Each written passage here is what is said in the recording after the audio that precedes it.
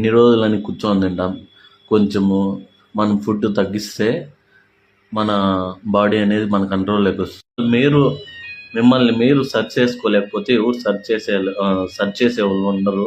So మిమ్మల్ని మీరు మీ హెల్త్ని జాగ్రత్తగా కాపాడుకోవాలి. చాలా సిచ్యువేషన్స్లో కొంతమంది ఫ్యాట్ ఉన్న వాళ్ళు ఎట్లా అంటే వాళ్ళ ఫ్యామిలీ వాళ్ళు కూడా ద్వేషిస్తారు, లేదంటే మన పైన కోపం చూపిస్తారు. ఏంది ఇట్లా ఉన్నావు, మన సొంత వాళ్ళే కూడా చూపిస్తారు.